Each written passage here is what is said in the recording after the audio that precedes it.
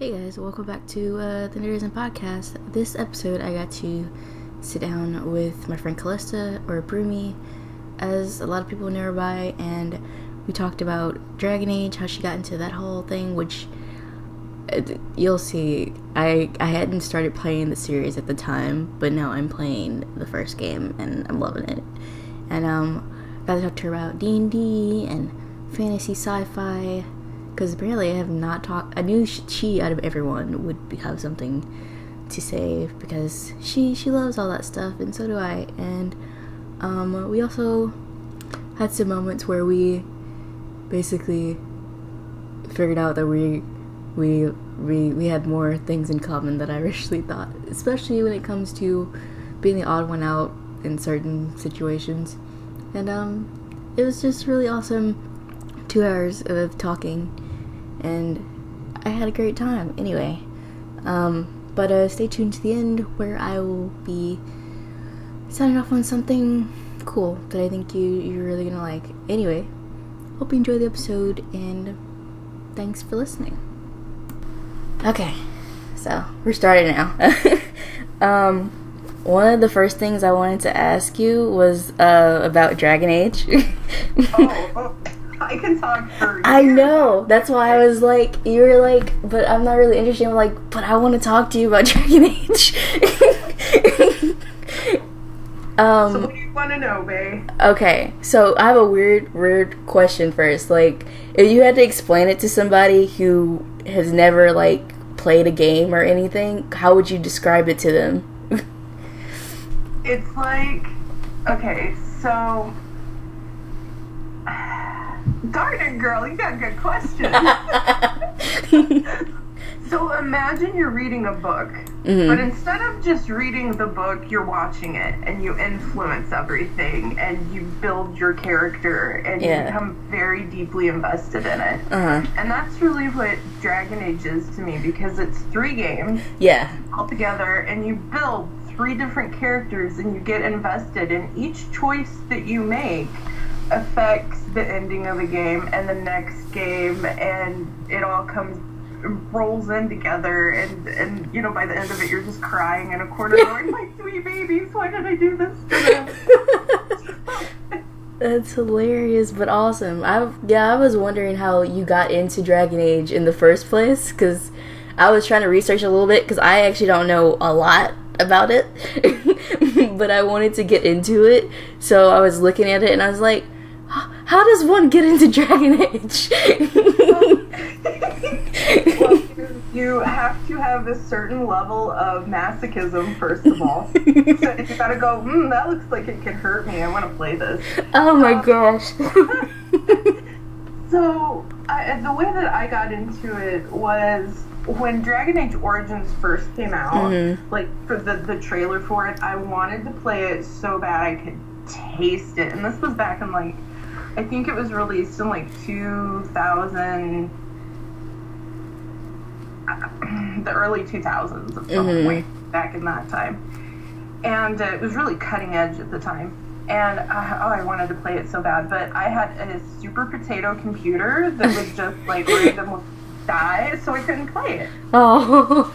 And I console gamed for a good while on PlayStation and stuff, and at that time none of the BioWare stuff was really available for console. So Dragon Age Inquisition came out in 2015, and I went, you know, I really wanted to play the first one. I should play Inquisition. Well, I bought Inquisition, and I started playing it, and I went, I have no idea what's going on, because so I bought the second game. And I started playing it, and then I'm like, you know, I'm not getting all these historical references. Yeah. I get halfway through the second one, and I buy the first one, and I play it all the way through and cry like a baby, and then I played the second, and then I played the third. But I did it in reverse the first time. Oh my gosh. I knew part of what was going to happen, where we were leading up to. So that's actually how I got into it. But what's funny is that I don't know how many people on Tumblr that are like, I started playing Dragon Age because you talk about all of the time. I know. Yeah, that's why I wanted to talk to you about it specifically, was because I was like, I love watching her talk about Dragon Age. Like, it's like my favorite thing. I'm not even like super invested in it. Like, I haven't even gotten into it yet. But I'm just like, I just love how dedicated she is to this. Like, uber dedicated. It's one of those things where when you have something that just takes you by the throat and you belong to me now. It's Dragon Age. I belong to you. Oh my gosh, that's awesome. Oh. So it was also requested that that you talk about your love of Solus with me. What specifically do you want me to talk about? I actually don't even know. They were just like, please have her talk about him, please. I was like, okay, I will do that. It's so funny that people are like, she has to talk about Solus because she's obsessed, and we need to hear that. This was from Audrey, Cinnamon 86 or Chaotic Sanity 86. Yeah. She was like, I know who that is. Yeah. She's in my circle. Solus. You know. So when I was a kid, I read Anne of Green Gables. And Gilbert Blythe was like my end-all, be-all, future husband. I was marrying Gilbert and Blythe, someone just like just like Gilbert. I loved him. And then I grew up, and I was like, I love you, Gil, but a little bit boring, but whatever. And then I hit Inquisition, and I'm not going to give any spoilers for anyone that hasn't played like you. Yeah. And at first you're like, he's stupid, and I love him, and he's a nerd, and I'm there for this. And then you get to further in, and you find stuff out, and you go, oh God, why did I do this to myself?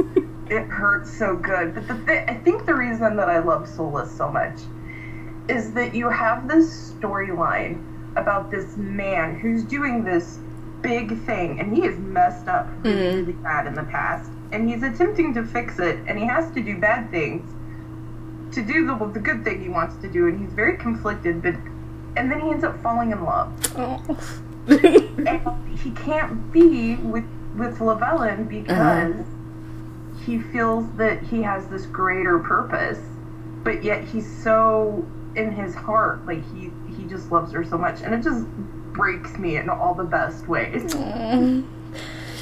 Yep, that sounds like my jam. Yeah, girl, you're gonna play it and then just be like, why did you do this? I love him.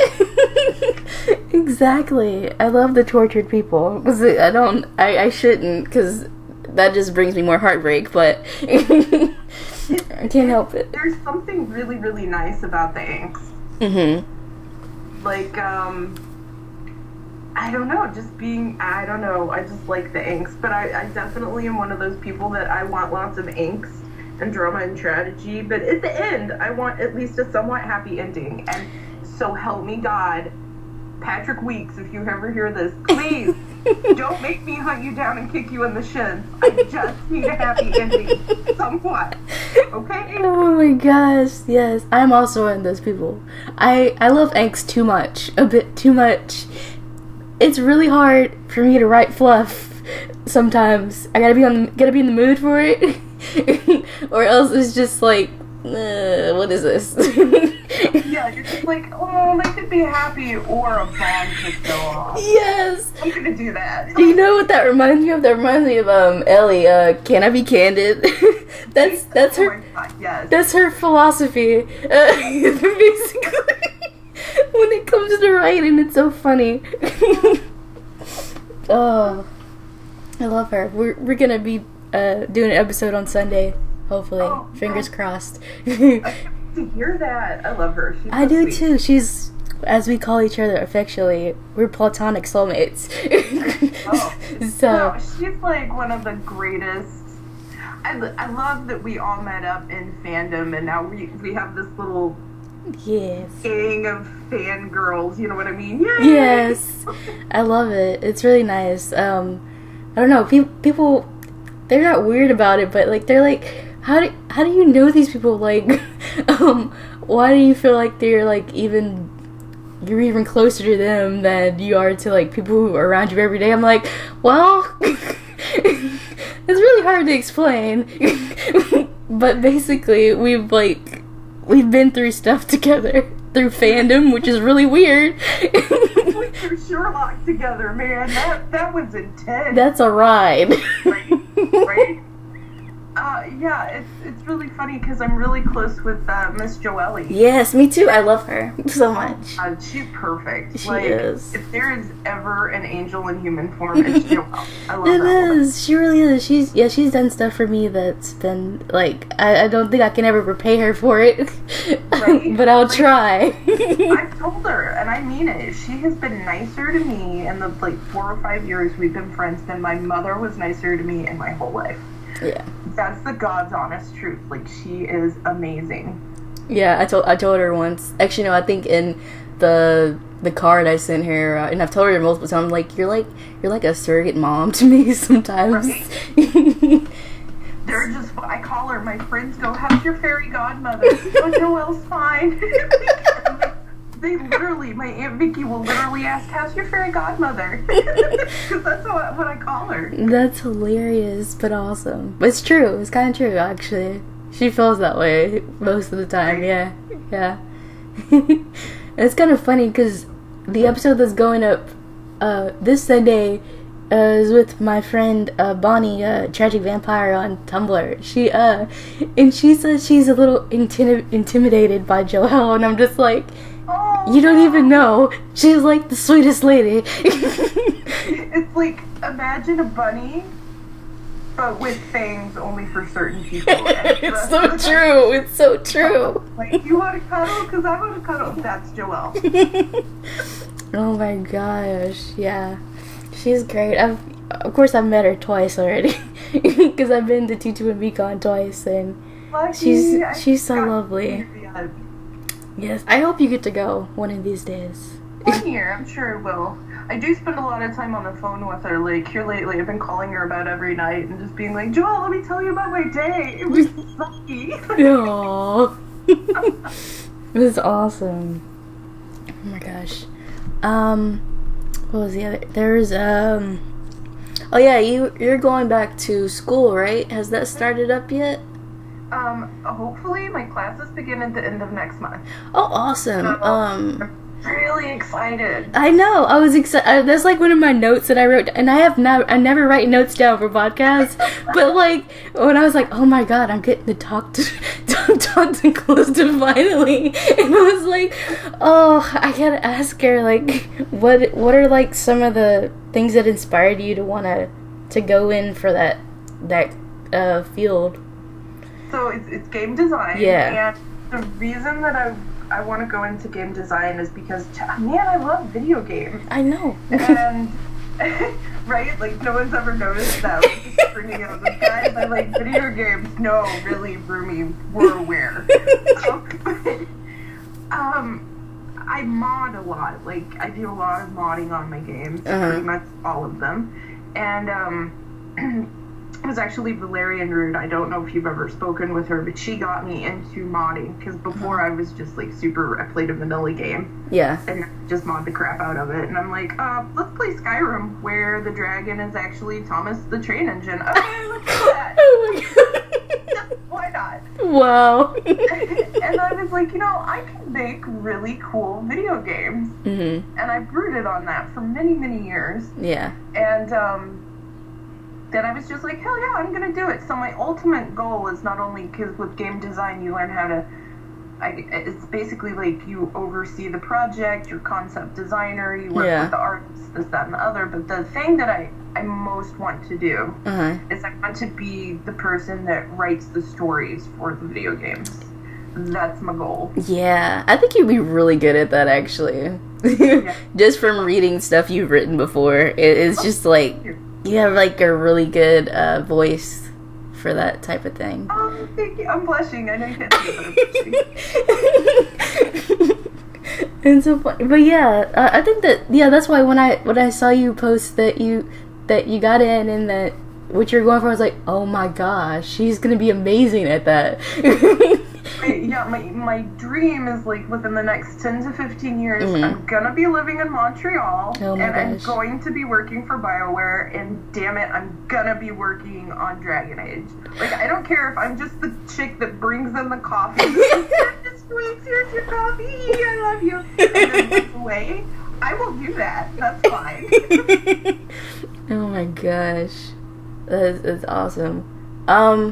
So, have you always been into fantasy type stuff? Yeah? What was, your first, introduction to that world? You know, it's really funny because I've been asked this before in conversation with friends. Yeah. I don't remember having an introduction. I grew up on a farm. Oh my gosh. In the middle of nowhere, 150 acres. I was the only my mom's only child, and there was no other kids except for weekends when I'd see my cousins. So you had to make your own entertainment. Yeah, that's true. So I would go out roaming in these 150 acres with my dog, and I would make up stories. And I was a warrior. I was a princess. I was this. I was that. And it just kind of led into that. But then when I found Lord of the Rings, I was 7, so a lot of it goes over your head at that age. Yeah. But it was just, so the first book I read was actually The Hobbit, that was of Tolkien's works. Yeah. Oh my gosh, I just remember, I had a Rottweiler at that point, and I was, riding my Rottweiler, she was massive, to battle, and I'm just smash! It's me as a kid. That's so great. Oh my gosh.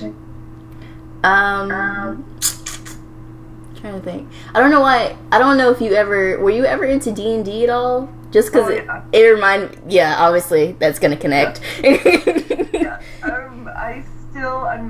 I'm actually thinking about getting back into tabletop gaming. I have friends that do it online. They use what's it called? TeamSpeak. Yeah. Tabletop together, and I'm actually I should really make a character sheet and join in when they start a new run, and I've got friends that are like, you need to join us.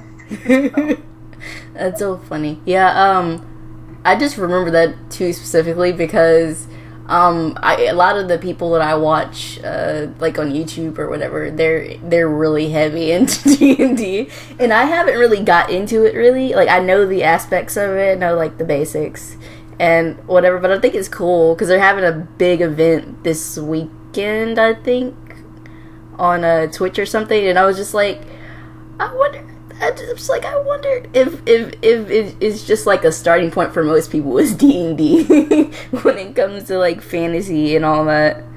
I think it is because it opens up, for me at least, it opened up the idea that it really gave me, I love to work with people. I love to you remember when it was, this was way back in the early 2000s, late 90s. I'm dating myself here. I'm old, guys. It's okay. And round robins were a huge thing, and at that time it was you'd email them back and forth. Oh my god, yes. I remember that. I love to write round robins. Yes. And I think a lot of that comes from my D&D because when you're working, you don't know what Joe Blow that you're playing with is going to do. Yeah. And you certainly don't know what your dungeon master is going to do. And so you're just sitting there I have my character, I know my character, and my character has to react to not only what the dungeon master is throwing at us and what we're rolling, but what the other characters are doing and how they respond. And I think that's really, really cool. And it brings something to the fantasy genre. Exactly. Yeah. And I don't know why. While you were saying that, it just clicked to me that D&D is a good tool for just writing in general. It is. Man. Because I know a lot of people are really who've used it that way, but I've never done that. I don't know. We'll have to set up. I have a couple friends. We'll set up a online tabletop. We'll get you into it. It'll be fun. For sure. I need to branch out a bit more fantasy wise. I'm really into it, but I haven't got there yet. Oh, well, I'll be gentle. I'll be gentle when I pop your cherry. It's okay. I was waiting for you to do something like that. You knew it was coming. I knew it. I do. Oh my gosh. Oh man. Oh boy. I won't be an orc. I'll be like an elf. It'll be okay. Oh my gosh. You know what? I'm gonna stay on the fantasy line for this. Is there anything like see, just lost my train of thought that quick. It's okay. My phone is going off for no reason.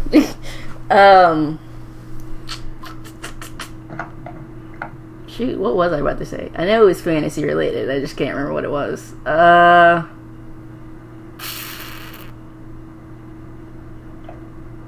Oh, okay. So is there any like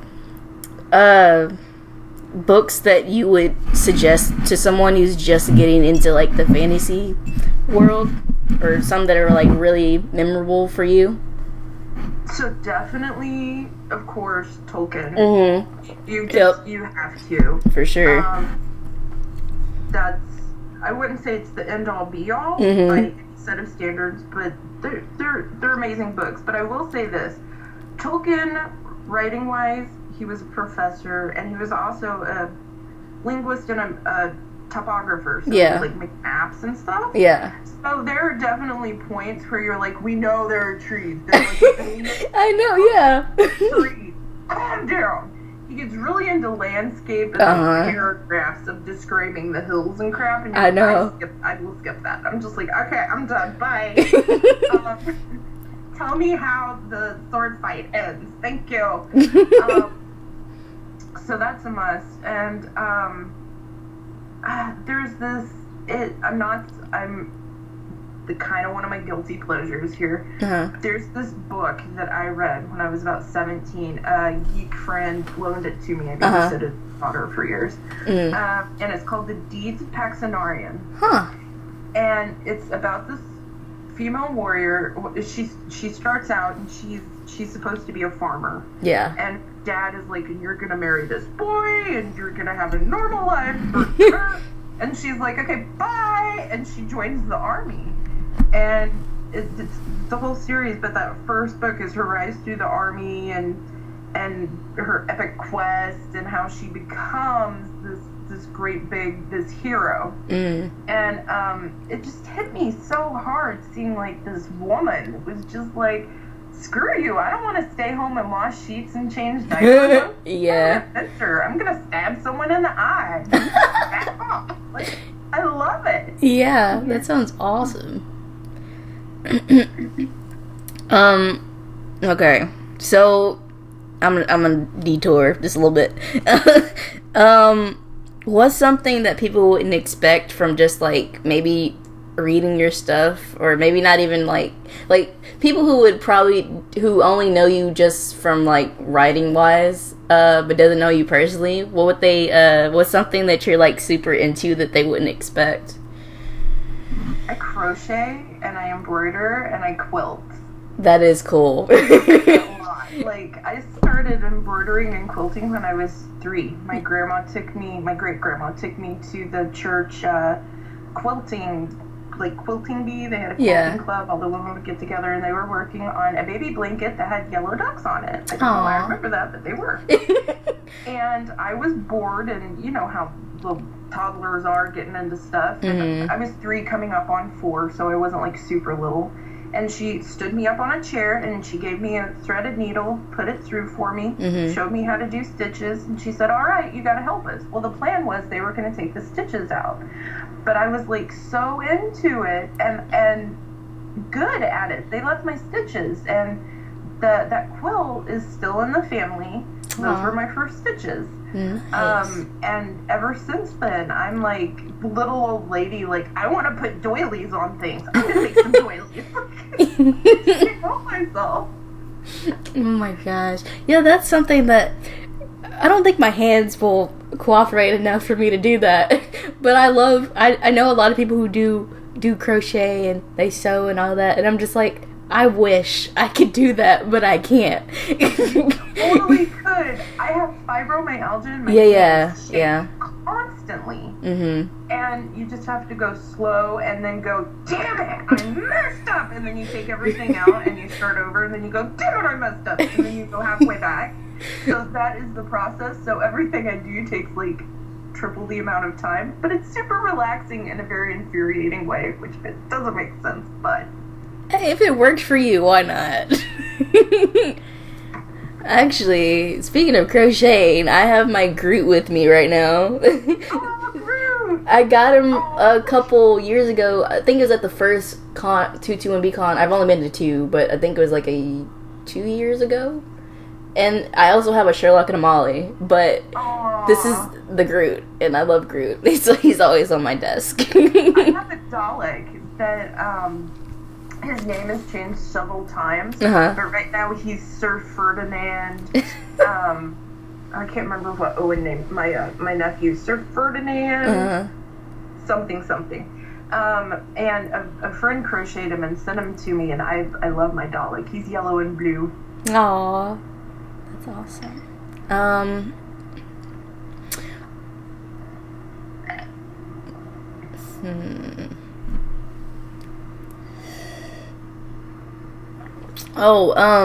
Because I think I talked to you about this, a couple months ago or something. Have you gotten any more into the Marvel Netflix stuff?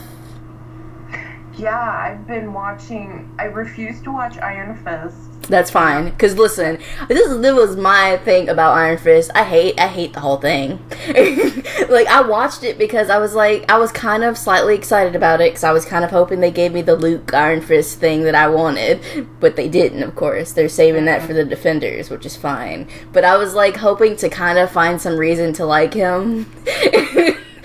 That wasn't... Not there. It was not there, and episode 10 is the worst of all. I'm just gonna say this. How in the world, with the way that the world is now, and the society of America at this point, with the things that we're dealing with, a white man who's fighting people because he lost his money. Yeah. Oh, you poor baby, go cry in a corner, okay? Exactly. And he's using magic, kung fu.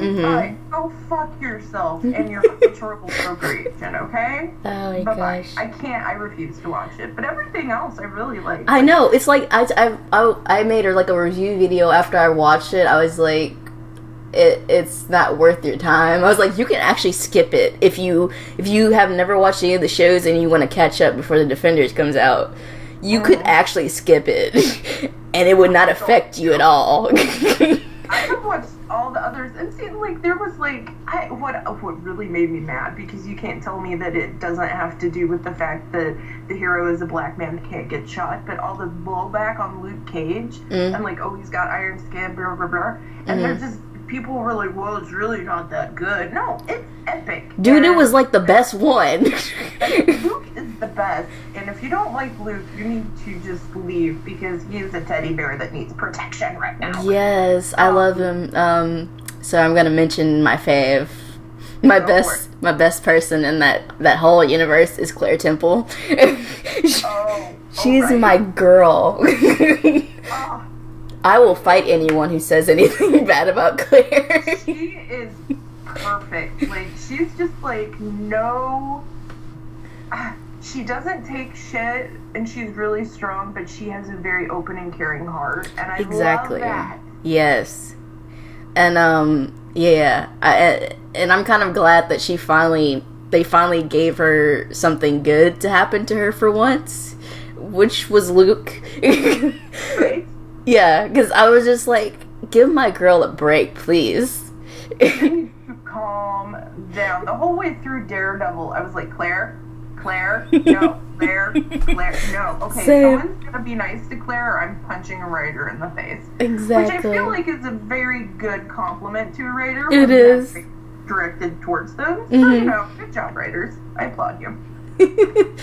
But yeah, I'm excited to see more of her and their relationship in Defenders, because it's just, I'm worried about it at the same time though, because of the Jessica thing.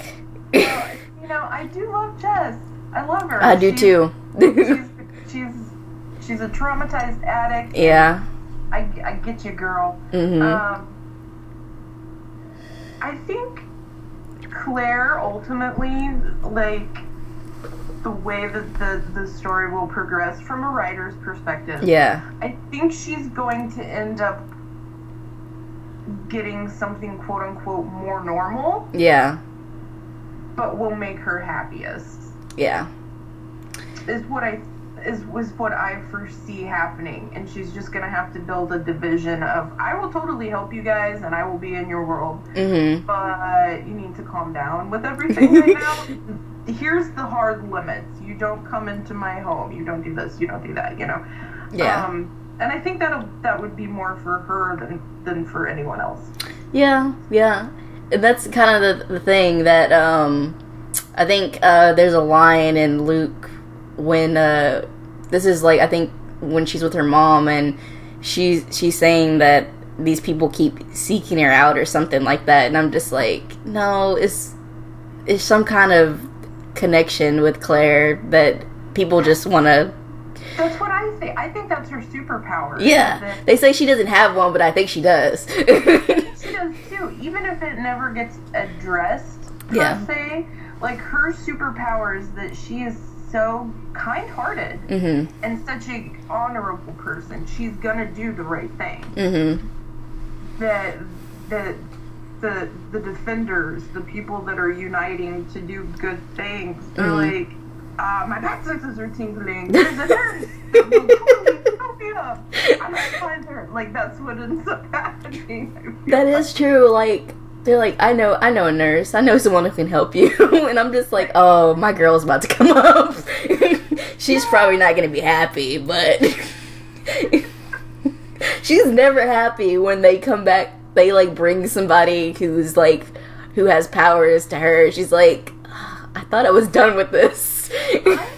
That won't be so after Luke, because she was like, I don't know. I think she feels like that's her purpose. Yeah, now I think she found it after all that. But for a while, she was not. Yeah, she was not having it. What do you mean? There's guns, shrapnel stuck in his head. Well, what do you mean? I have to go in through his eye? This is BS. Done with you people. Oh my gosh. And I get it. I would, if I was Claire, I'd just be like, bye, Felicia, and I'd be I'm done. I know, right? But, speaking of, you finished all Daredevil, right? Yeah. So, how do you feel about Matt Murdock at this point? Because I got some strong, I want to punch him type of feels about him right now. I love Matt. Yes. But I think he's on the wrong path right now. Yeah. Yeah. He needs to rethink his life choices and how he's treating the people around him. Is really where I'm at. Yeah, like that last scene with Karen. I was like, you know what? I don't even care.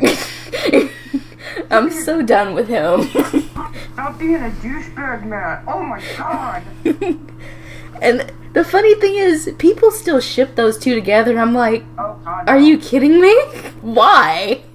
And I never liked it at all, but I was just like, oh, they're gonna do it, aren't they? Like, at the end of season 1, I was like, oh, they're doing it, and I'm gonna hate every second of it. I feel like that would be such an unhealthy relationship. And I'm not saying that unhealthy relationships can be interesting in media. Yeah. Especially if it's the transition from unhealthy to healthy. That's kind of my jam. I'm into that. Yeah. But I don't think it would ever work out for them, and they would crash and burn hardcore. Yeah. But, I mean, the same could be said for Frank and Karen. So true. Who I just, man, they are, that is their path in a way, but I think in some way it could work if they did it right, but it could go really bad regardless. Peak maybe that Frank and Karen, because I do ship them. Yeah. I don't ship them long term. Yeah. Mm-hmm. Like, they're good for, they have a shelf life, and then they have to part, mostly so Karen can grow and become a different and more better person. Yeah. Not to say that she necessarily needs to change, but everyone has to change as they age and progress and get whatever. So I think she has some stuff coming up. She does. Well, she's gonna be in all 13 episodes of The Punisher, so I'm there for the same. I was like, so I knew she was gonna be in it, but then I was like, let me just wait a minute and see how much they're using her. And they were like, oh, all 13. I was like, okay, I'm good. My question is, how are they going to? I don't know. From the photos I've seen, it seems like her and Frank are working together on whatever The Punisher is supposed to be about. I don't know what the premise of the show is yet. Well, obviously, you know what Frank does, but I don't know, like, yeah. But they looked like, from the photos that I saw of them, it seemed like they were close, either professionally or it looked more professionally. But there's this one photo where Frank is looking at her like she is the world, and I'm like, I missed Frank though. I don't know. Break my heart, babies. Break my heart. Yeah, I love his arc is like my favorite thing about season 2. That's it. I rewatch it just for that arc. I still can't get over the ninjas. I know. Are you fucking kidding me right now, Marvel? Really? Mm-hmm. And so what's happening in Japan is just a gang of cowboys is attacking someone. Just right now, gang of cowboys, because that's the stereotype. That's definitely what's happening. Yep. Yeah. It's really dumb. Super dumb. But apparently it's like the meat of Daredevil is the hand. And apparently the hand... I don't know. The hand so much better. Yeah. I, a fan fiction writer, I could have sat down and done that 800 times better. Fan fiction writers have done it so much better than what they gave us on screen, but I guess that's our purpose. Well, fan fiction writers, I feel like, especially because there's been such a lapse. I'm totally going off topic, but I no, it's fine. And you're here for it. I am. So you get to hear it.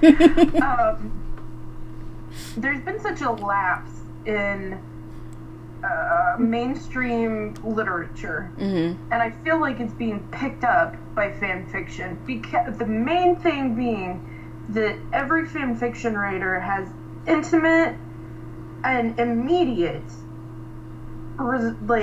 reviews from the people that are reading it. If it sucks, you're gonna know. Oh, yeah. If it's like one word, you're gonna know about that. And if they are PMSing, you're gonna know about that, because they're just gonna go batshit on you. Like, so true.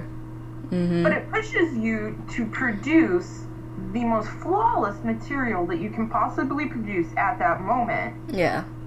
Because you know it's going there. And I would 110% rather read fan fiction than read 99% of what you can buy in a bookstore.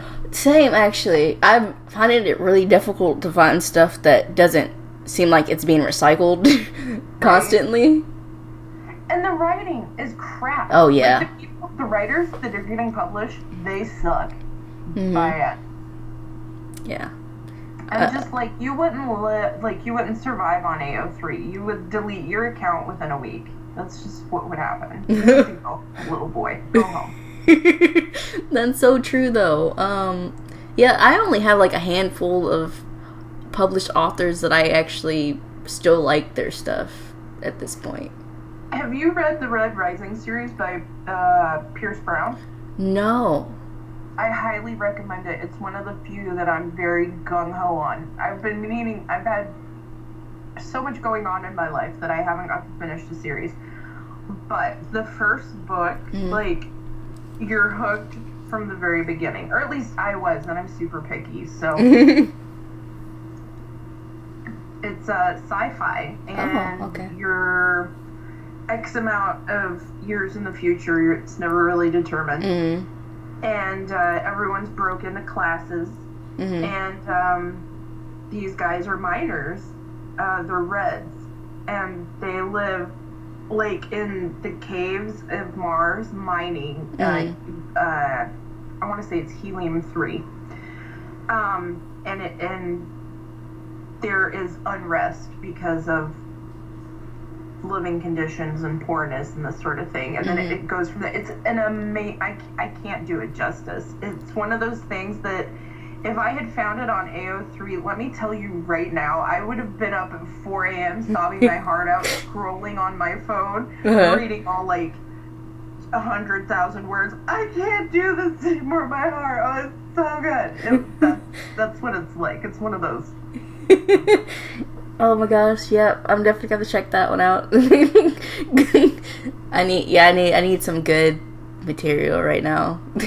Cause well, you like sci-fi. I do. I love sci-fi. What's your favorite like sci-fi trope? Like what? I don't even know. It's been a minute since I've touched sci-fi, so I don't even know right now. I got it. I love a Q. Have you ever watched Star Trek Next Gen? Yeah. Q? Mm-hmm. I love the Q character. Like, it just randomly pops in and it's like, I'm gonna mess up your day in all kinds of ways, and then I'm gonna leave, and there's no real... Oh my gosh, that's the best. Love it! Oh, man. Yeah.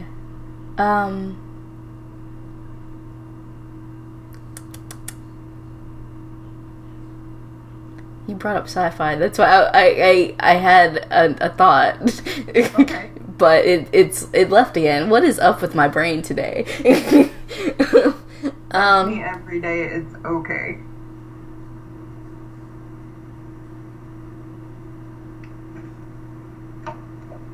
Oh, since you brought up Star Trek, what are your thoughts on them kind of continuing it, like, the movie-wise, after they've lost, like, 2 people? Like, who passed? I feel like they can totally continue it. Yeah, they can, but... I think that if they're going to do so, they need to recognize... Here's my thing. When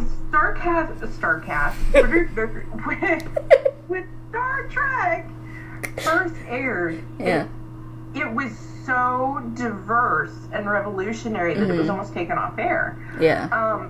So they had a black woman working that just, did her own thing and was autonomous, and which was amazing. They had Chekhov, who was Russian, code for Soviet at that time, and they brought them in and made it just wasn't a thing. Yeah. In Star Trek, because that's what they had advanced to at that point. So I feel like they need to bring in a Muslim woman and I'm gonna say it wrong, a hijab with the head. Yeah. Thing. They need to bring in Middle Eastern people, like, and give it a hard kick in the ass. You know what I mean? And make it what it was meant to be. Is what I think they should do. Yeah. I was hoping that that's what they end up doing with the next one, since they are continuing the movie series. But at the same time, I have conflictions about that.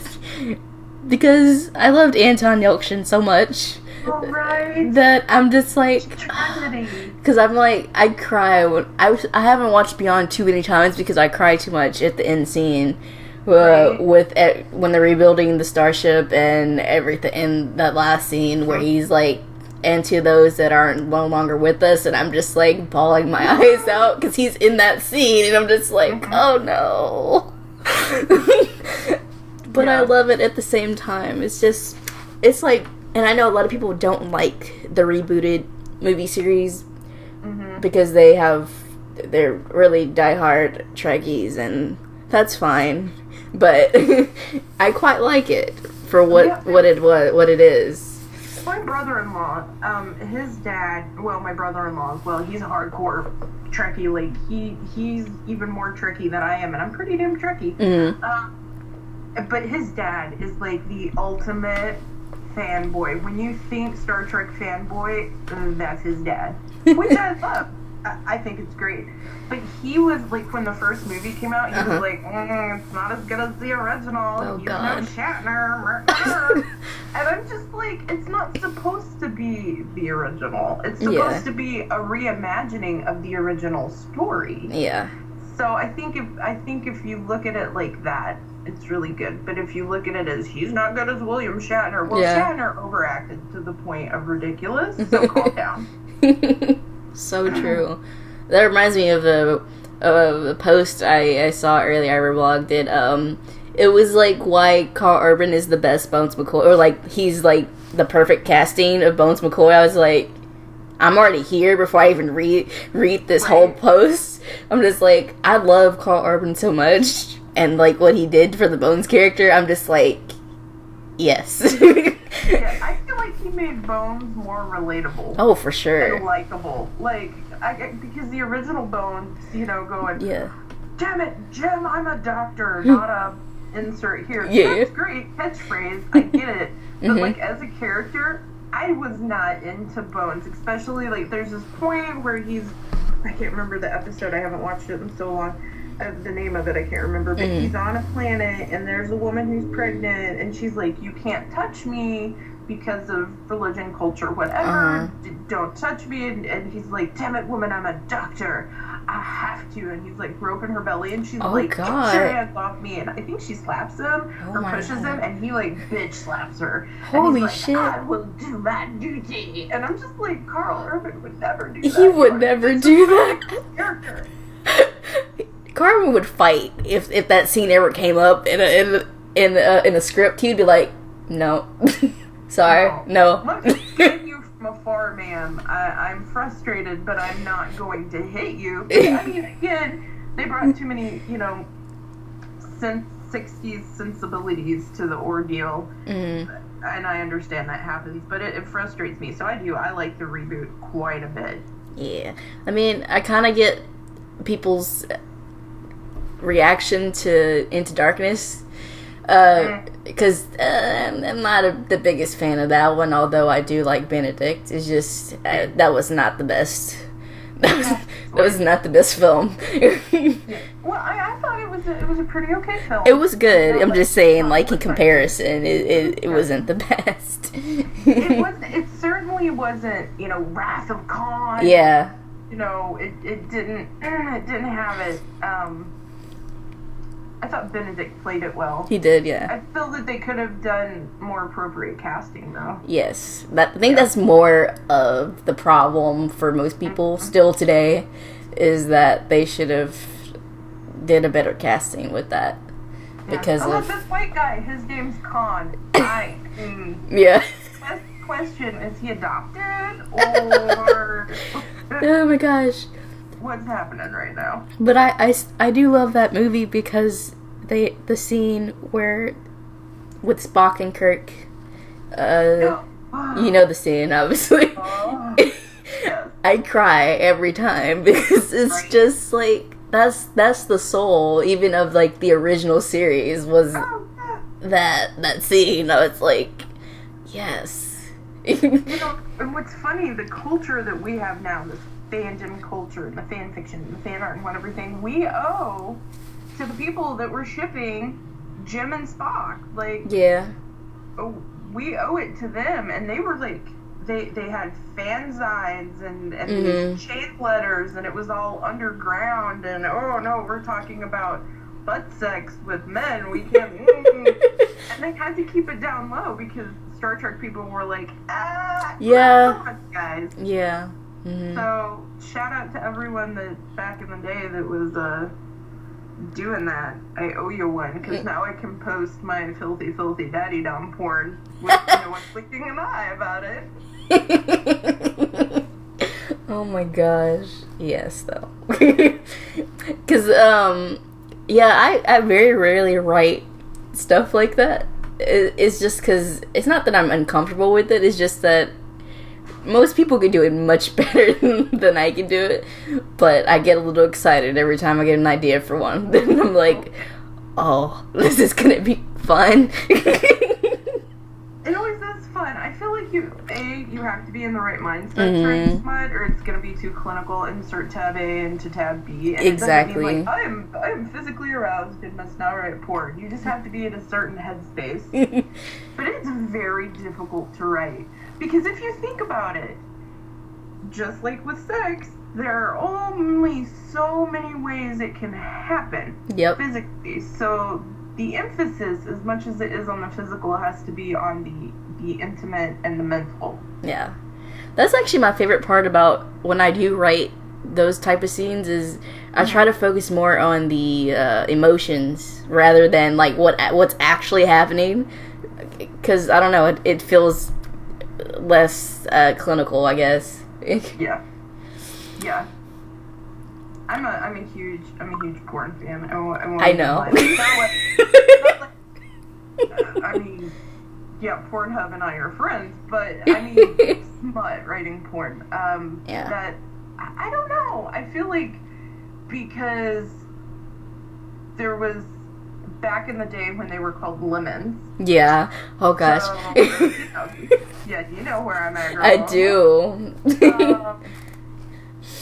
There was kind of this, oh, you write smut. Oh, you write lemons. Oh, well, I write real stories. And I'm just like, I'm going to pound out the grossest, nastiest porn that this little virgin can write. So, guys, Inuyasha and Kagome are going to do it in a tree just because you said that. I'm so glad you mentioned Inuyasha. Because I feel like that was like one of my first animes that I ever got into. And ironically, I never finished watching it. But... because they stopped. This was before I knew that subs exist. So I only watched it dubbed, and they never actually finished the dub. Right. So that's why I never finished it. And like a lot of people were like, "You need to go finish it. Go finish it." I'm like, well, I will, but I just it's not on my radar right now. They posted it's come out the final chapter. Yeah. Which is where it's like a reboot of the anime, but it's the end of the manga, and she goes back and they live together and they're happy forever. Oh my gosh. But I have not watched that. I haven't watched that yet, and I have never finished the original anime because there at the end they just kind of because I had friends that they dwindle out and there's no resolution. It's just we're gonna continue hunting shards, and this romantic and sexual tension between us comes to nothing, which I'm not saying they should be boning like crazy animals because she's 15 and he's, you know, we don't know whatever age he actually is. They're just kids. I get that, but whatever. And that really frustrated me. But I also feel like in the manga, it got dropped so far. It was just like, you can stop. You can end the story. It's okay to end a story. They have to end at some point. I'm just saying. Yeah. That's how I feel about, actually, ironically, a lot of my favorite, well, not favorite, but like some of my, like, they used to be my favorite when I was younger, when I was first deep into like the Naruto, Bleach, and all that good stuff. Yeah. I was really happy when they finally ended Naruto, and specifically, even though I'm watching the new like generation anime now, which is actually really good. But yeah, it's good. Yeah, it's very, I can't say it's different, but it kind of gives you a little nostalgia because some of the other characters are still there, Naruto and Hinata, obviously, because that's their kid, and which I'm still happy about that because those are my babies. Right? Hinata, oh my god. That's my girl. Oh my god, she's so cute. She's so pretty. She's such a beautiful mom now, and I'm just like, oh, she finally got her ending. I remember when the manga ended, and it was just like uproar. And how long it's like 10 years we've been waiting for the ending. Mm-hmm. Oh, I was just like, whenever it finally came out, I was just like, hallelujah. Thank God. I'm not even like, I mean, I'm kind of Christian, whatever, that's not the point, but I was just like, thank you, Jesus. Same. But have you watched it's called The Last. There's a movie that's literally just it's basically how Naruto figured out that he was in love with Hinata, and this leads up to their marriage. It's beautiful. I feel like yeah, it's called Naruto the Last. It was supposed to be the last movie or whatever, but obviously it didn't because then Boruto movie came out and now the Boruto anime and manga series. The manga is trash, but the anime is really good. But yeah, the movie is. Oh, I cry every time I watch it because I have it. I own it. It's so beautiful. So we're talking about anime, and I'm like, I gotta ask because it's one of my jams. Rurouni Kenshin. Hell yes, girl. That's like one of my. I'm actually rewatching it again because it's been so long. Oh, I love it. I still love it so much. Oh God, my heart. Like, have you read the manga? My brother owns all of them, but I haven't finished getting back through it because I watched the anime like back in the day, but I haven't I need to grab. I can't remember which volume on because he has like all of them. They're really huge. Really huge tomes of Rurouni Kenshin, and I'm just saying you need to read the manga because the manga contains Jinchu, which is the ending arc, which has never made it into any other media. And I swear to God, I'm flying to Japan. I'm hunting the movie director down. I'm gonna be like, listen, you made excellent live action adaptations, 3 movies. You're gonna do a live action Jinchu, or so help me God. Yeah. Yes, that's like one of my favorites. Favorite animes ever. It's my actual favorite like classic anime is Cowboy Bebop. Cowboy Bebop. It's soundtrack, man. Yes, I love it. Anytime someone's like, I need something to listen to, and I don't even care if they're not even into anime, I'm like, listen, you need to listen to the Cowboy Bebop soundtrack because it is like the best thing ever. Oh, it so is. But oh man, I do a lot of cooking to the Cowboy Bebop soundtrack, especially when I'm baking. I don't know why. It kind of hits me. I'm just like, yeah, turn on that bebop sound, yeah, and then I, make cupcakes appear. Oh yeah, I'm still kind of upset that was only one season and then a movie. The movie is actually really good, but I was just like, this is too good to be one season, and then they leave it kind of open ended, so it's like.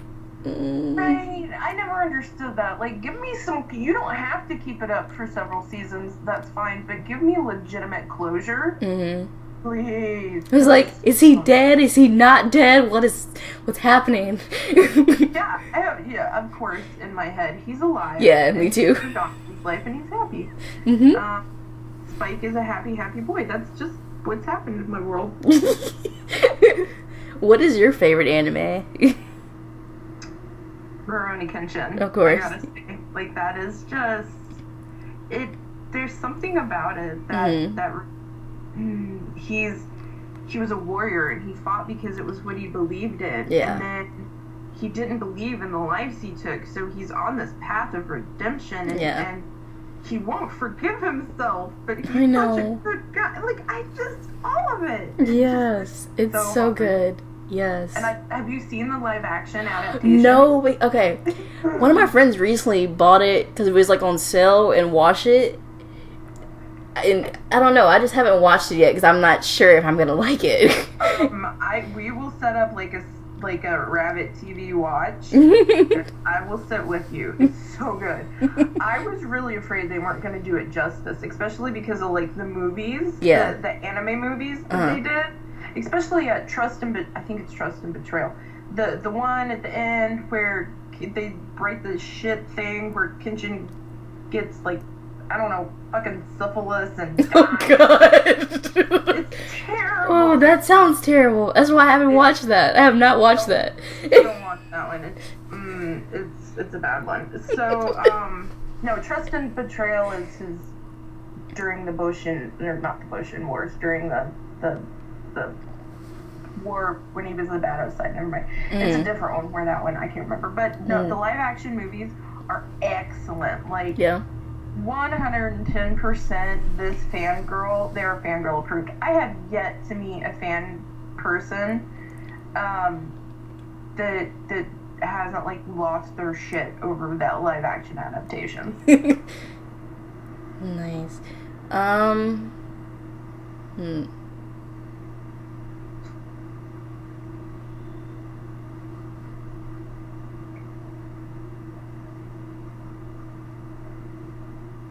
Oh, do you have an anime that you love that everyone, like, cannot? They just, like, that is, like, the worst thing ever.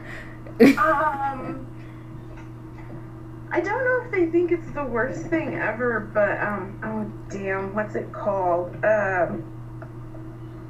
Psychopath. Oh my god! Oh, it's so good! Yes! It's so few people have seen it! Dude, that is like my favorite. I haven't watched season 2, but season 1 is like my life. Season 2, yeah, either, but season 1, oh my god. Girl, oh my god. That is like my favorite anime, like new-ish anime. That's like my favorite one. And I didn't, because a lot of people don't know about it. I'm like, sometimes I want to mention it to people. I'm like, so there's this anime you need to watch. But it's like, it's so good. People that aren't into anime, I'm just like, no, listen. Get past the anime part and watch it for the story, because your mind will be blown. Yes. Oh my gosh, Psychopath is like the best. I love it so much. And I was unsure about if I was gonna like it, but I watched it. I was like, this is interesting. Very interesting premise. I was like, oh. When I finally got to the end, I was like, oh, I'm in. This better have a season 2. I'm getting really upset. Oh. So good. Oh yes. So good. But like, for one that people don't like, genuinely don't like, I'm still really into Inuyasha, and it's really on this track of people are like, Inuyasha, that's for not kids or whatever. Yeah. And I'm just like, screw you guys. That's the original OTP. It is. And it's like, it is not childish at all. There got some stuff in there that is not child friendly. Dark. Yeah, for sure. I don't know why I'm always surprised. Actually, a lot of people in the like Shirley gang are really, that was their introduction to, and I'm just like, man. Imagine all of us as like kiddos, you know, talking about Inuyasha. What's really funny is I'm sure that there is a good selection of Shirley gangers. Mm-hmm. Just what I mentally call everyone that is in my Shirley fan. I'm like, we're the Shirley gang, yay! But that read my super terrible, awful writing back on adultfanfiction.net way back in the day. Yeah, it's all been taken down now. Oh, bad. So bad. I think, yeah, because I used to do a lot of anime fanfic, like, but yeah, I feel like it was terrible. So it's no longer on fanfiction.net. My shit was, I will tell you, like, I'm a pretty decent writer now. Back in the day, I was, Go back home, you drunk 17-year-old. Quit that. No. Oh, man. I don't know. I think this would be a common question for anyone who writes fanfic. But is there anything that you've written that you're surprised that people, like, have been, like, super into of yours? A subtle art. Really? Yeah. It shocked me because I don't feel like it's a strong piece of writing. At all. That was really just I have ABO trash fantasies, and I'm like, ha, Molly and Sherlock, and that's what I was doing. And I'm gonna finish it. Yeah. George, but I literally wrote that chapter 3 or 4 times, the last one, and it kept getting, my cousin deleted it one time, and then my computer crashed, and then my computer crashed again, and then I kept losing it, and at this point I'm like, I've written it so many times that no one has ever seen it, and I'm so done with it, and I hate it, but I swear to God, every week I get 3 or 4 messages or reviews or whatever going, so when are you gonna update Azza? And I'm just like, I don't know, guys, someday, I swear, and I'm not frustrated by it at all. Like, I love you, high five, it will happen one day, I promise. Yeah, that's happened to me a couple times at least, where like the writing like somehow disappears, and I get so sad that I'm just like, oh no, I can't. I'll either like just not. Sometimes I'll do it the next day and try to come up with whatever I wrote again, but most of the time it'll have to take like at least a month for me to go back and like, I can't. I can't. I'm like really sad that I lost the first version of this because it was so. I was feeling it. It never fails. The first version that you lose is always the best version that you've written, and then so you're looking at the third one or whatever, and you're just like, this is shit. I'm shit. This is terrible. Why did it have to leave me? Why does everything I love leave me? And then you have like an existential crisis because of your fan fiction. I mean, or maybe that's just me. I don't know.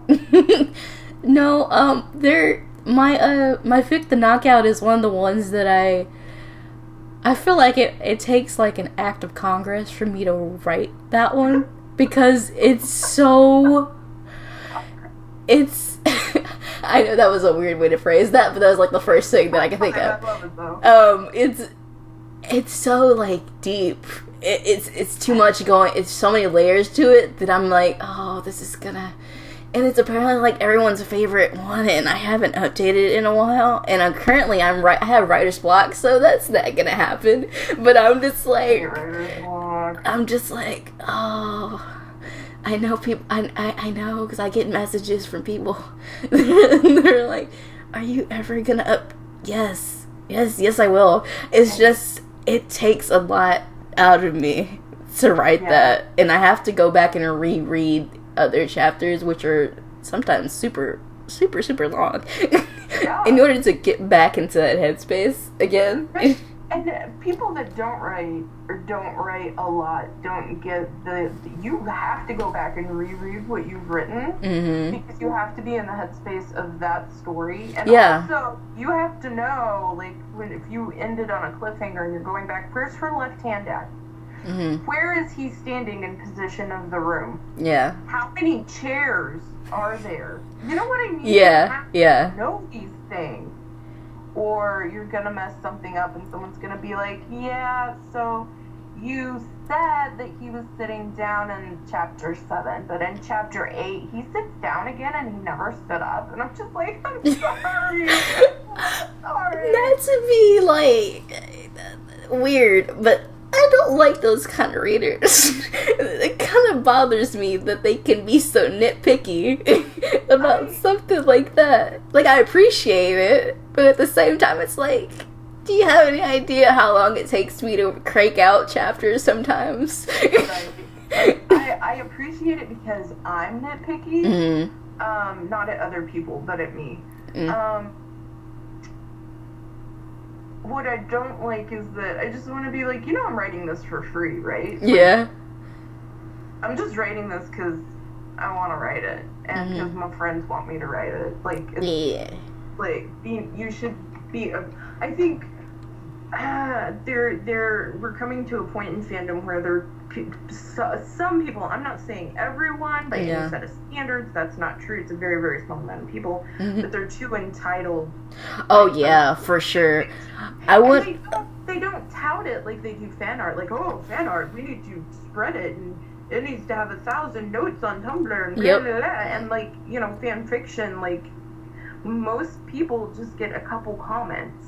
And that's not fair for someone that, they've worked so hard on it. Yeah. Not that fan artists don't work hard, they do. They do, yeah. I feel like fan authors don't get the same respect. Oh, we definitely don't, and it bothers me at times. So I try to set my expectations low for once I put a chapter out, that I know that I'm maybe gonna get maybe 1-2 comments at least.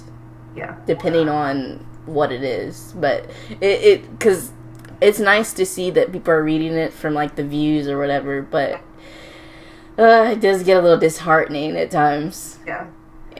I'm really lucky. Most of the time, whatever I post, I get reviews on it, which, I mean, I don't get, oh, are you okay, honey? My dog. Oh. Yeah, I know. I love you too. I'm holding her right now. I get quite a few reviews. Not like I got 50 reviews. Oh, never that. Never got there. No, but I do get quite a few reviews. Yeah. I think because I'm friends with so many people, and I'm like, guys, go read my shit, and they're like, okay, bye. Which I'm pretty sure is part of it. But what really kills me is when we get like young people who come into fandom, and then people are shitty to these teenagers. Oh yeah. And they're like, well, that's not well written. Well, she's 15. How about you go suck a dick and choke on it right now, because you're being ridiculous. How good of a writer were you at 15? Are you any better as a writer as you were than 15? Probably not, because you're not a writer and you just like to leave shitty reviews. Get out of here.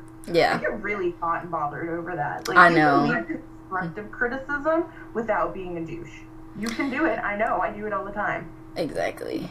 Yeah. I've had to take very long like pauses sometimes when I get like a really bad, either badly worded reviews, or like just someone just being so mad at me for something that's like insequential, that it's like I gotta remind myself I cannot respond to this because I might say something really bad and it will not be received right. Go on a little bit. Sorry, my dog is like, I want to leave the room, but I don't want to leave the room. It's that. No, what really, I find interesting, I have gotten several messages and reviews and comments regarding Sherlock and Molly in Dreams Like Soap Bubbles, because it deals with Sherlock's addiction. There are no... There's no hiding from it. He's an addict. Yeah. And that was something that was very personal to me, because my mom is a recovering addict, and an addict is never recovered. It is always recovering. Yeah. You never get done with it, ever. I don't care if you've been sober for 50 years. You're still in recovery. Yeah. So, I've had several people like, how can Molly be with him because he's just an addict, and John is sweet Jesus. And I'm just like, alright, do you realize that you're talking to someone that comes from an entire family of alcoholics? Yeah. Let me sit you down and tell you about addiction. My dad's a junkie. That's why I stopped talking to him, because he fell off the wagon again. I've been to Al-Anon. For 2 years, I went to Al-Anon meetings every single week, which is for the family of alcoholics or substance abuse users. Yeah. And so many people are just like, well, this is why, and this is how you know that they're not a Shirley shipper. Yeah. They're probably a lockjaw. This is why Molly doesn't deserve Sherlock. Or the reason Sherlock doesn't deserve Molly. He's not good enough for her. So, but it's okay to put him with John. Who's like the worst. Okay to put him with Billy. Yeah. Yeah. I don't know. People are really strange about like the way they feel you have to view characters, or who you should feel like they should be with, just because it's different from their own. I personally, 9.5 times out of 10, don't give a flying fuck what people show. Yeah. It's not my issue. The only time that I'm gonna be like, oh, that's not cool, is like if it's like an underage person with an adult. Yeah. Like a full-on child with an adult. Oh yeah. Have numerous words, and I also don't like. And I actually lost a friend over this, but I don't think real people shipping is okay. Oh no, it's definitely not okay. I do not advocate that one at all. I think before Benedict got married, and before we knew about Sophie and whatnot, I think a lot of people like the idea of him and Lou together, which is... It was weird, but I could see it in a way, but I like them so much working together that it just... Now it's like, they're just really sweet friends, and that's all that needs to be. I Why do we, as a viewer, think that we have any right to interject into an actor's life? Yeah. We don't. Yeah. We are not giving glimpses willingly into their lives. We're giving glimpses of them playing a part. Yeah. And good actors will make you believe that they have emotion for this other actor, but it's not even the actor, it's that character. Yeah. And we forget that. Yeah. You know, especially like the outrage whenever Benedict got married and Mary came, not Mary, what's her name? She plays Mary Morrison. Oh, Amanda. I was saying Abigail, and I'm like, that's not right. You're a dumbass. Okay. All the hate that Abigail got, all the hate and the death threats, and I know. I'm like, you people need to visit a psychiatric unit, and I don't mean that cruelly. I mean that you have broke with reality, and there is something wrong with you, and you genuinely need some help right now. Yeah. There's a barrier that people want to cross so badly for, like, really stupid reasons. And I'm just like, you realize these are people's lives. You're playing. We don't have the right to play in them. You need to calm down right now. Yeah.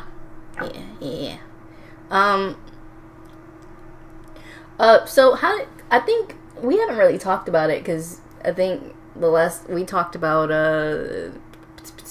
what is it called? Mass Effect the last time I was talking to you, like, off this. But, oh my god, my brain just did it again. Crap.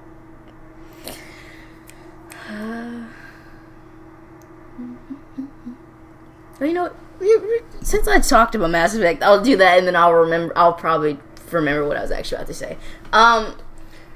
So, how did you feel about Andromeda? Did you finish it already? Yeah, I finished it. I've done 2 playthroughs. I freaking love that game. Yeah? And I think that the reason that people give it so much shit is because it is a continuation in the same universe of the original Mass Effect trilogy. It's not a continuation of the trilogy itself. So we don't have Shepard and Garrus and Liara. We don't have the original characters. We have new characters in a new place in a new time. We're 634 years in the future. So people are like, well, I'm not as invested in the characters as I am the others. Well, no, you're Lord. not. You haven't had 3 games and like freaking 20 DLCs with them. Of course you're not.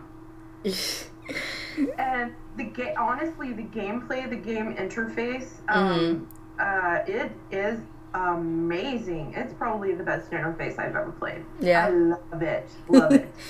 That's awesome.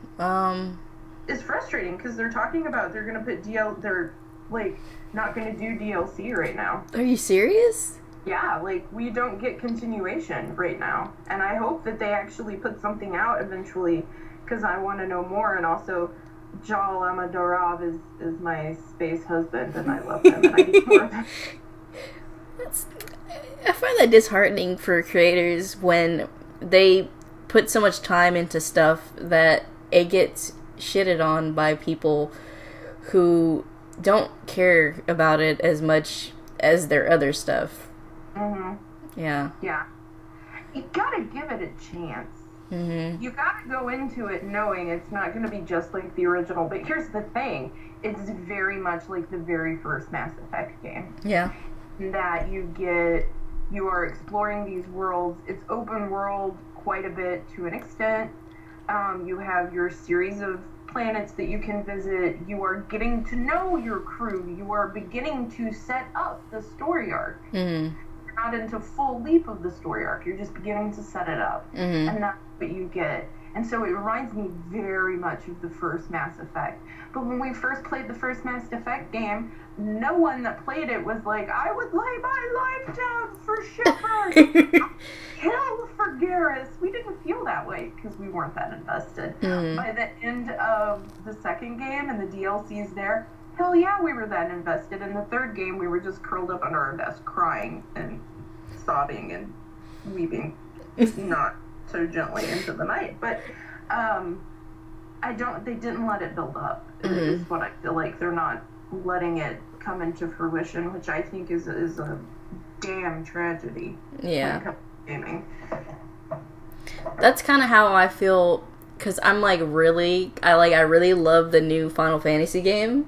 Mm-hmm. And so many people are so, and it's a standalone game. So, like, nothing that happened in the past game should affect anything about this game. But people hate it so much.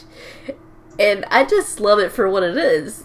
It's about some boys going on a trip to reunite a prince and his soon-to-be wife, which, spoilers, does not end up happening because of angst. Naturally, you gotta have angst. Like, really, really sad stuff happens in this game, but I love it so much. And I'm loving the DLCs that are coming out of it, but, I don't know, people... I think they try to expect too much. I think so too. Like, and what kills me is that people like that are I haven't played the new Final Fantasy. I want to at some point. I just haven't. Really? But I don't console game. I PC. Yeah. The people that do that, they're the same people that gave Fallout 4 a 5-star rating. Here's the thing: when Fallout 4 came out. Mm-hmm. It was buggy as shit. Yeah. Like, it literally would not even, like, run on my PC. Oh my gosh.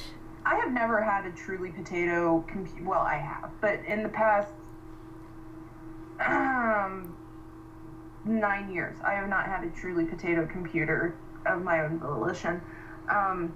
So, it could run Fallout. I could play Fallout easily. Mm-hmm. But it would crash. So I couldn't play it, and I had to go in and I had to myself edit things. And I won't get into the details, but I had to edit it just so I could get it to load so I could play the damn game. Mm-hmm. But it's a great game. But because the trailer for Andromeda had some funny facial animations, and they got, like, it's not good. Yeah. Oh, go kiss both sides of my fat white ass, you freaking jerks. Oh, man. Yeah.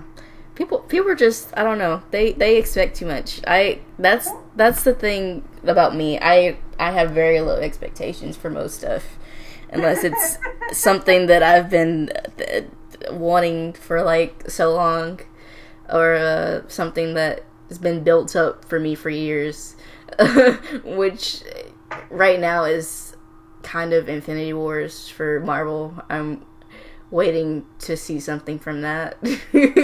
Oh, I'm so excited for it. Yes. It's gonna be good. I hope. I really hope so. I don't know who all is gonna be in it, because there's so many rumors or news. It's like, I don't know what to believe at this point. Oh. But, yeah, I'm excited about it. The one thing, though, that I'm more excited than Infinity Wars is Black Panther. Oh my god, I'm so ready for Black Panther. I'm so ready. I love T'Challa so much. And it's set after Civil War, so... so excited. But the one thing is that people keep saying that's bothering the hell out of me is they said, oh, I want Bucky to appear. I'm like, no. Do not do this to me. Marvel, do not put Bucky in this movie. I will be really angry if you put him in this movie. Because you don't want him in the movie. He doesn't belong in it, for one. It's not about him. he's right.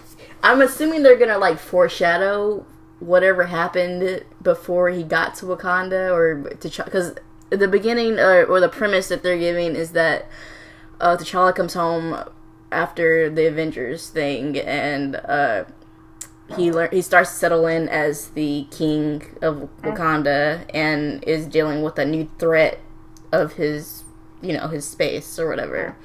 But I don't know. He's not listed as a character, so that's nice. But it I don't know. A lot of people really want that, and I'm like, I don't see his place, though. Yeah, has to fit the story, and if it doesn't fit the story, then he doesn't need to be there. Just because that's your favorite character and you ship him with Captain America, which... Gag me with a spoon. What? I hate it. I hate it so much. I can see it to a point. Like, I can see it. I can, but I hate it. I do not like it.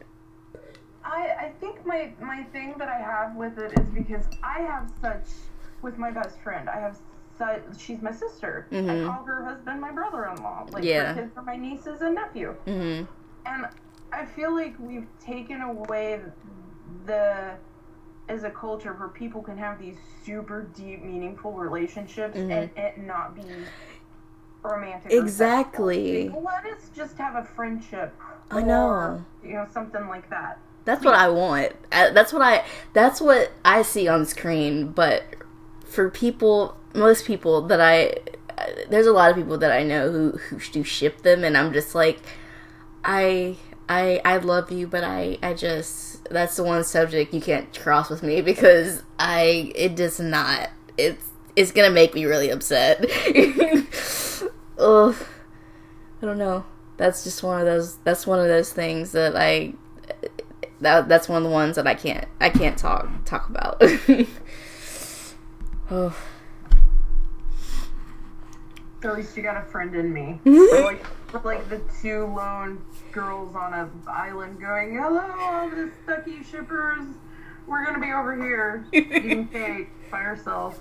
Yeah, I'm such a Steggy shipper also, which is something that kind of breaks my heart now. Here's what killed me about Civil War.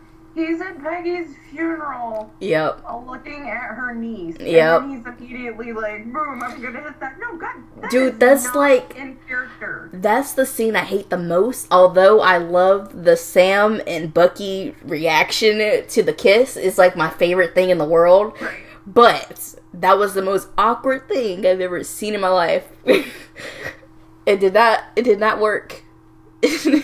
It did not work at all. There was no build up for their relationship. So I'm not invested at all. Yeah, I'm not there for that. I hope it doesn't continue. I have a feeling it will, unfortunately. But I would have loved more. Another thing that really upset me about Civil War is the fact that they broke up Pepper and Tony. Right? I was not okay with that. I was like, are you fucking kidding me? Not those two. Not those two. Out of everyone, you break up them. Right? Those are like my babies. And I'm just like, what, why? Is it just because Gwyneth wasn't able to do it? Or, like, you could have just, like, said she was, like, away somewhere. You didn't have to break them up. I don't understand. There's no point to this. I know. I'm just like, I don't get it. And, like, now Tony's gonna be in the Spider-Man movie, which is fine, because I'm actually kind of interested in the new Spider-Man just a little bit. But I still don't get that plot point of breaking up, like, the one person who's always been there for him besides Rhodey. I love Rhodey. Oh, yeah. How can you, if you don't love Rhodey, you have issues. Oh, so many people hate Rhodey. And I don't understand it. It's because they're Stony shippers. And I'm just like, oh my. It's the same reason why people hate Sam Wilson. I'm like, Sam is actually my favorite. I have a Sam Pop figure right here who I love. I love it. He's my boy. And I'm just like, could you stop her, like, being horrible to, like, specifically black characters just because they're in the way of a ship that does not exist? Right. Thank you. Thank you. Preach on. I feel that. I don't know. It just, I marvel at the way people's minds work when it comes to that type of stuff. It's the same thing with women characters also, as we know, as people in the Sherlock fandom.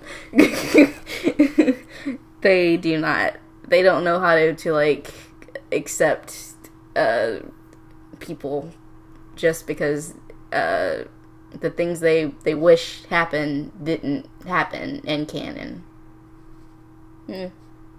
write your fan fiction, be happy with your friends, and go on with your damn life instead of being fucking insane. How about we do that? Oh, if only it was that easy. It's not. No, it's not, because you get crazy people that get obsessive, like way too obsessive. Like if at the point where I, a naturally obsessive person, I'm like, you need to calm down right now. Mm-hmm. You've gone too far. It's gone too far. You need to just stop. Yeah. Since we're on that line of thought, what how did you feel about that ending of series 4?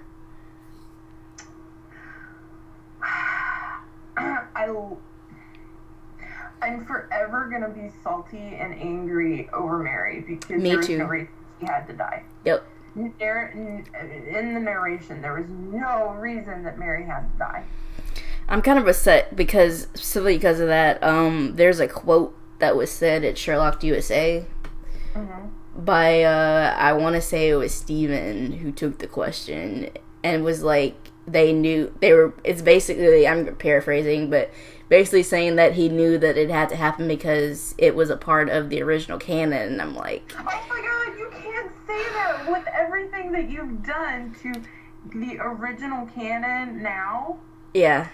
And then, well, we gotta kill this one lady because literally, he kills her off, forgets he kills her off, brings her back, and then gives her a different name, and then there's like 2 Mary. It gets very confusing. Yeah, it does. And then are you kidding me right he now? also said that's why they went ahead and killed her first thing, so that they could focus on what that did to the rest of the characters. But I'm like, I don't agree with that reasoning at all. I certainly don't either, because I feel like it's just another form of misogyny. Yeah. Like, oh, we gotta kill this chick off because she is becoming too much of a part of the penis party over here. You can't have no vaginas up in. Oh my gosh. That's true though. That's pretty true. Yeah. She was a badass, capable, could take care of herself, didn't need help from no one. And yet you're telling me that she couldn't have saved Sherlock and saved her own life? Dude, all she had to do was kick him down. I know. Or drop down and catch him in a scissor, where you take your legs and you drop them. Yeah, I'm sorry, I clapped really loud. You drop them. Like, it's super easy. I could have done that. And I'm fat and have fibromyalgia and hurt myself a lot. Come on. Yeah, I hate that scene a lot too, because you can tell how sloppily that scene is. Like, the way she moves in front of him, it bothers me so much because it looks so weird. Assassin is going to react. Yeah. I'm sorry. Yeah. At the very least, she could have pulled him down so it was a shoulder shot. Yeah. It's shot in the shoulder, so what? Kick him down to his knees, shoulder shot. Not even necessarily a shoulder shot, because he's so tall, it would probably miss him altogether. It was sloppily done. It was very sloppily done, and I feel like it was just like, oh, we have to sacrifice this woman for man pain. We have to have the man pain. That is like my most hated TV trope in the world. God. Is man pain. I'm gonna, I really, when I start, doing original stuff, which when I start, I haven't been, it's just that no one has ever seen it. I'm totally creating woman pain. Yeah. I left it like fucking flies. Oh my gosh. I'm actually cool with that. Just for once. Yeah, too. I know that probably sounds bad, but I mean, I they've killed off so many good, amazing women characters. Most of them, besides Mary, have been persons of color, which kind of, it bothers me the most than anything else is that it has to be someone who isn't white. Right? That's not okay. Yeah. It is 2017. That's not something that we should have to. That shouldn't even be an issue. Yeah. And it's an issue. Oh my God. Well, of course it's an issue. Look at who our president is. I know. Let's not get on that subject. Yeah, no, because we'll be here 3 hours later. I'll have my tinfoil hat on, and I'll just be like, "That's a good birthday!" Oh my gosh. So what did you think otherwise besides Mary, obviously? I loved Molly. Me too. Loved Molly. I agree. My sweet little badass. And at the end, when she walks in all happy, yes! I'm like, oh girl. Oh. Wait, I know what's happening. Yes. And she walks straight to him. And I say, screw you to anyone who thinks she is not walking straight to him. She is. She's walking straight to him. You know what a beeline straight up to him. What's like, she's gonna sit down in his lap, or she's gonna take his hand. One of the two. But God, in my head, she just sits down on his lap. Yep. And they kiss, and they're happy, and that's what happens. Yeah, that's totally what happens. Nothing else could not happen. Nothing else could happen in my mind. Oh, I guess we need to talk about John, even though I'd rather not talk about John because he makes me so angry. Right. John makes me furious. Oh. I don't think that they handled the writing of John very well this season. Oh, definitely not. Because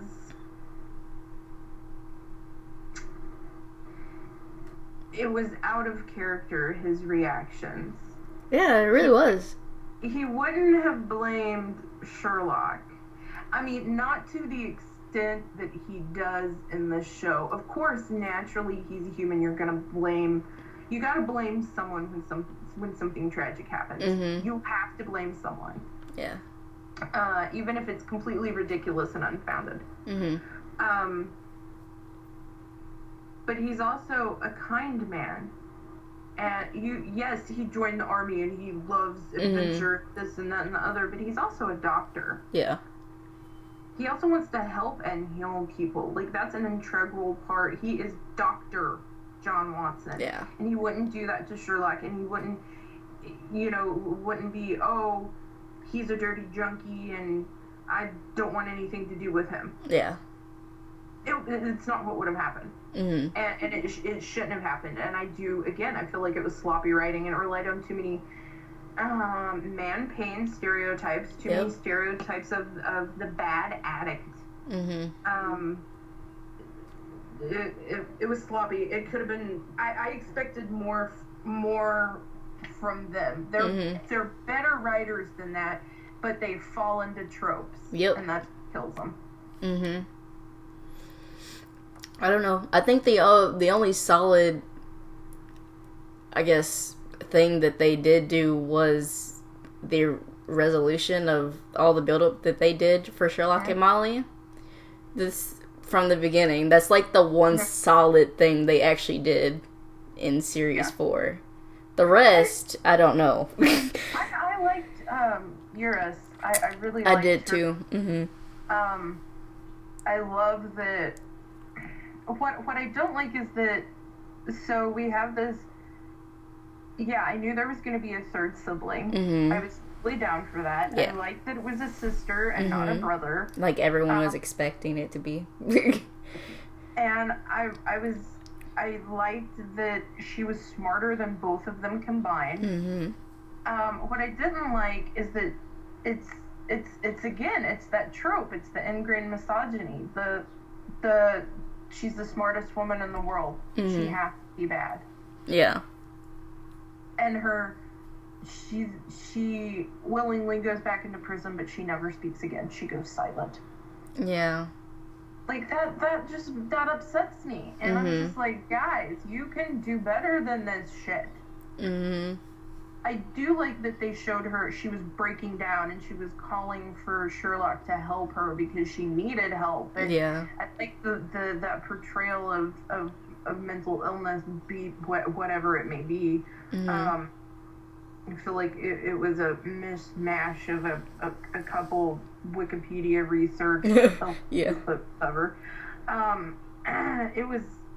It was interesting. It was good, but it wasn't great.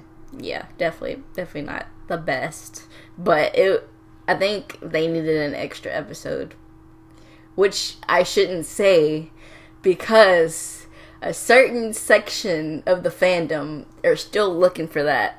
But I just mean, like, they needed more room to, like, flesh out the whole Eurus thing. They could have done it better if they had expanded, yeah. Yeah. Or at least made that episode really long. And I would have been cool with that. Right. Give us something. This isn't an hour and a half sort of story. It's like a 2 hour, maybe 3. Oh, well, you know, that secret episode's gonna air and it's gonna be okay. Oh my gosh. Oh boy. Oh man. Oh, I can't even. Gently changing the topic so we don't go somewhere bad on that. I have terrible things I can say, but I won't. You totally can. They will not watch. They will not listen to this. Yeah, they're fucking insane and I hate them. What is wrong with those people? John Locke conspiracy. Do you have nothing better to do with your time? No, they don't. They really don't. They have they have none whatsoever. They're insane, and I can't stand it. I know. None of us can. It's like, I think it could have been earlier today or yesterday. Someone left a comment on one of the Shillalians fic. And can't even remember exactly what they said. But I think it's the Science of Shillali. She put she like screen capped that, and then she's like, it's because they're in love, bitch. And then she put the two gifs of Molly and Sherlock saying "I love you" to each other. She's like, it's actually canon. I don't know what other evidence you need. And I just put some emoji. I put some emojis that were like, they're like eyes, like the eyes and like coffee cup, like you're sipping, because it's just so. It's so hilarious. I'm like, oh boy, the denial is strong. You know what? You don't have to ship it. I'm okay with that. Yeah. You do. Yeah. However, you can't deny what is there in living color in front of your eyes. You know what I mean? Exactly. It's so, oh god, it's so good. I was like, man, I don't know.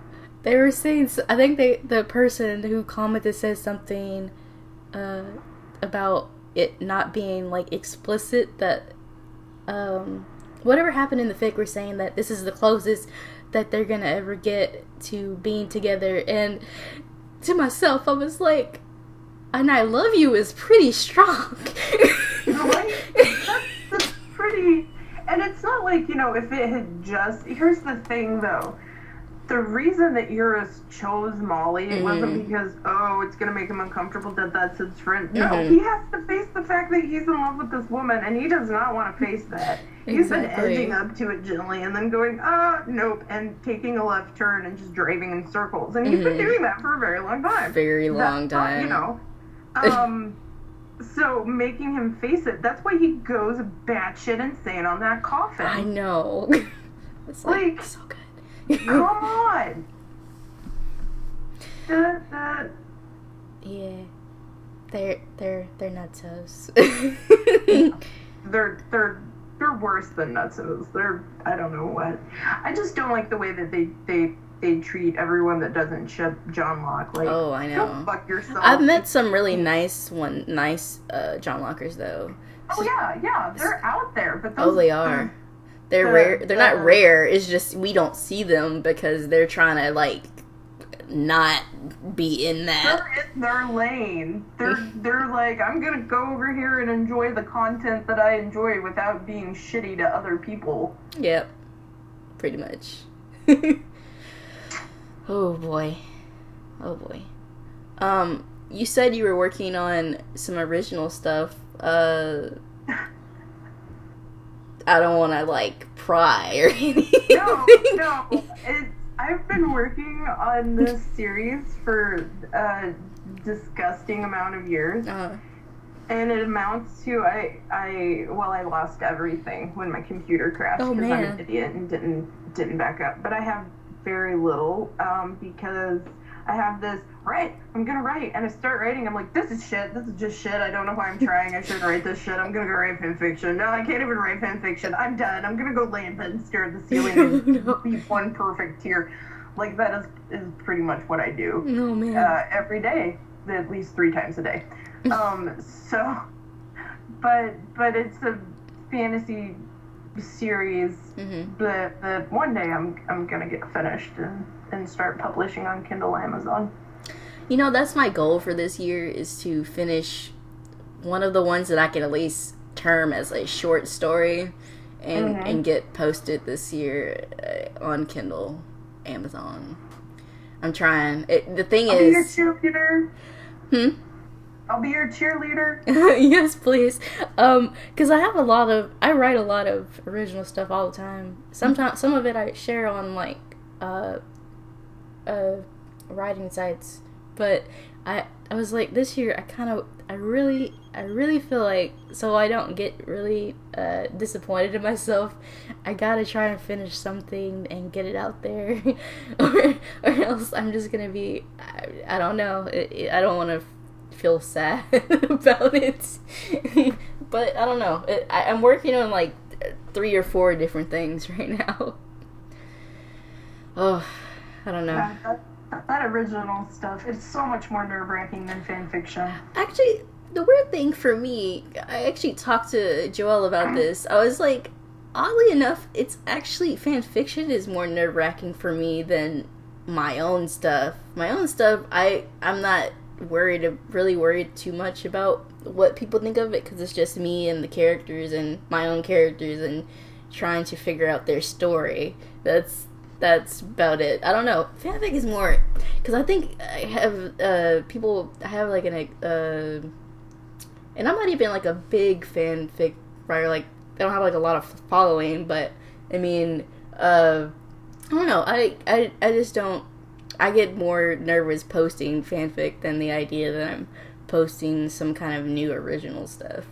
I don't know. See, fanfic is just so easy for me. Like, I'm just like, hell yeah, I can jump in someone else's sandbox and play with their toys. That's fine with me, but my own stuff, I'm so protective. I'm like, these are my precious things. Oh no, I'm definitely protective. I'll murder everyone. It's why it annoys my mom specifically, because she wants to read some of my stuff and I'm like, no. I'm too protective of it that some of this stuff, I find ways in each of my stories, even fanfic, to like put a piece of me into it, and it's like so hard sometimes to like want to let people read that.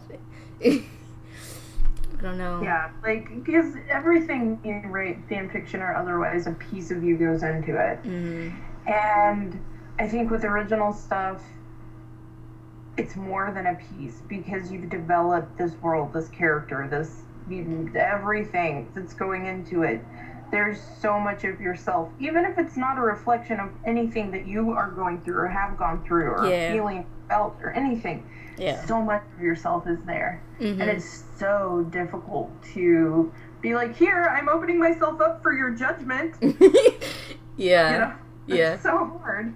It really is.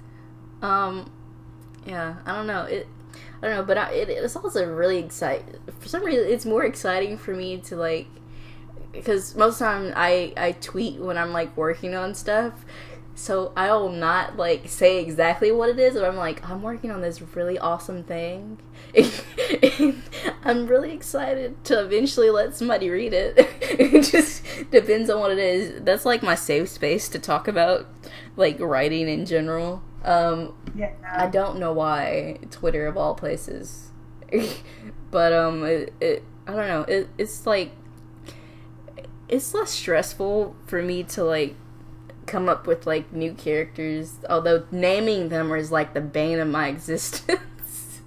I actually love naming. I sit down with, like, I go to like the in-depth baby, not not the baby name sites, but sometimes. Sometimes, yeah. the cultural names, and I'm like, and then I'm gonna build my character, and we're gonna do this, and we're gonna do that, and we're gonna have and like I get way too into it, and the meaning of the name has to match the character. If that is relevant, most of the time. Yeah, for sure.